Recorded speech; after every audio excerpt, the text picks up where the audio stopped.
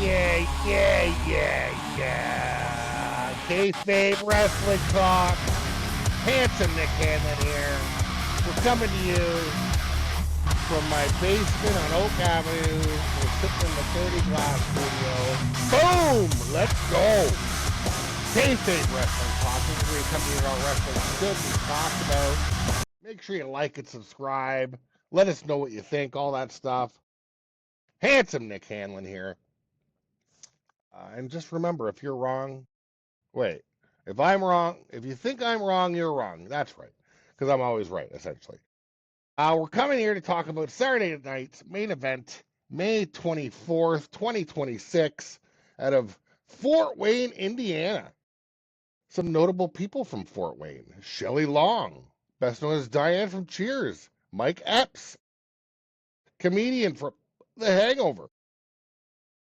Axl Rose, born in LaFontaine, Indiana, part of his youth in Fort Wayne. That being said, make sure you like and subscribe. We're here to talk about Kayfabe Wrestling Talk, and we're here to talk about Saturday night's main event, not celebrities from Fort Wayne. All right, so, I mean, this was an enjoyable show. I enjoyed it front to back, pretty much. And the night starts with our 6-woman tag team match. Rhea Ripley, Charlotte Flair, Alexa Bliss versus Jade Cargill, Michin, and B-Fab. And Charlotte Flair's outfit tonight, or that night, on Saturday, was being made out of all the friendship bracelets she got when she was feeling down. Very nice, very inspirational. Nice to see her fans got her back, all that stuff. I'll tell you, Alexa, Rhea, and Charlotte looking amazing, especially Alexa.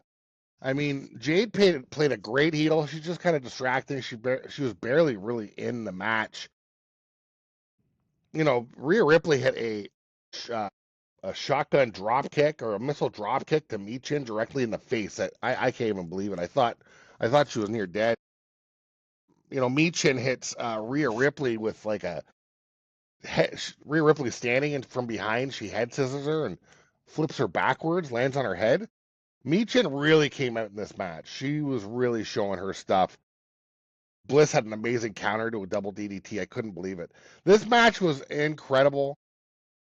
You know, we finally do get a Jade and Rhea showdown. You know, and we finally get, Rhea hits with the riptide. Michin really showing her stuff, breaking up the match. You know, Charlotte and Rhea were finally working together. You know, hitting a fall-away slam together, getting a handshake in. Finally, we're seeing some love, but they took their eye off the ball, these women. The best women in the world on that corner took their eyes off the ball to shake hands. Jade Cargill hits them all into each other, all their heads smashed together. Jade hits them with the Jaded, and gets the 3 count. Jade gets a huge win here. Huge win, especially going into Clash, where I assume she'll be fighting for the belt. Jade really gets a huge win. You know, she was barely in the match, but she made her presence felt. But I'll tell you, all these women looked great. Michin really, really was showing her stuff and showing that she should be a singles competitor hitting it on her own. But hey, put her with Jade, get her a spotlight. I totally get it. So great match all together. Really, really fun, well paced. I mean, I can't really say anything bad about it. Great way to start Saturday night's main event. And sometimes these tag teams can be calamities, but these women did a great job. I tell you what. I mean, Charlotte Flair is still at the top of her game. I would say she's probably the best technical wrestler in wrestling. Is that fair? Fair? Is it fair? Are we fair? Are we cool? All right. Now we go to the Sol Ruca versus Becky Lynch match in the non-title, then title, then non-title match. Becky Lynch really spitting some fire on her way down to the ring, telling everybody how she's the best, and everybody else, you know, she's not the only one saying it. Obviously, Sports Illustrated says it, you know, and a Bleacher Report says it. Big opportunity for Sol, even though she doesn't have the title. This is a path to the title. And of course, Jessica Carr is the referee again because, I mean, it seems like a setup to me, of course, right? Fast count Carr, as Wade Barrett puts it. Carr, of course, wouldn't ring the bell. Becky, you know, starts the match. And Carr wouldn't She says that Becky cheap shotted her. I mean, huge setup. And then Soul actually cheap shots Becky.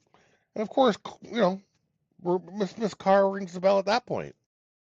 Is this not a setup or is this not a setup? So, the match gets going, starts out nice, and then Sol Ruka tries to hit her soul snatcher on Becky and hits the referee. Michael Cole says Becky pulled the referee in front to get hit by the soul snatcher. I don't know.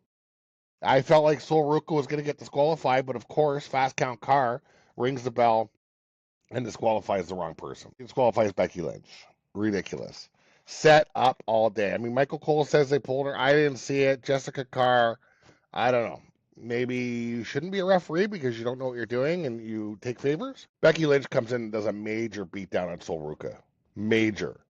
Big time Bex is showing Sol Ruka what it's like to be in the big times.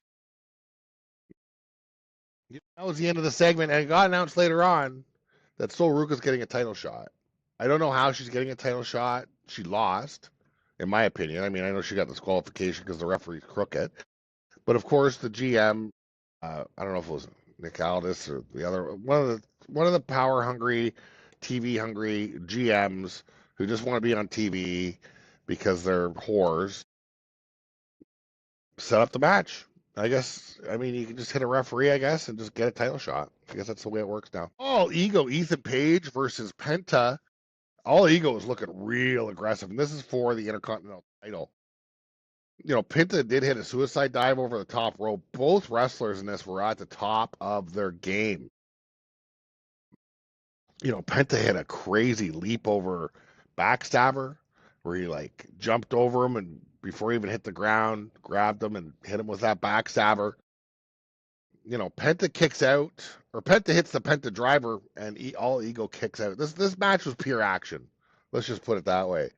At some point, All Ego accidentally exposes both turnbuckles. Penta gets hit once, and Penta's he can kick up. He kicks up on stuff. Penta kicks up.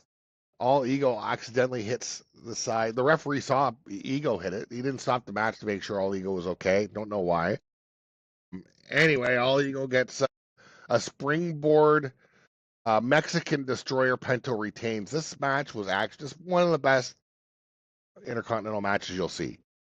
These two were incredible together. All Ego, I don't know if this is his first match. I think it's his first singles match, maybe.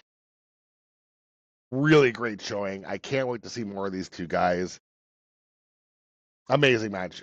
All Ego, you might have lost, but I think you're gonna get another shot at that one. That was an incredible, incredible performance. I wasn't sure how great you're gonna be. You talked a big game, and you really showed a big game. Incredible, incredible. All Ego. Can't wait to see more of you.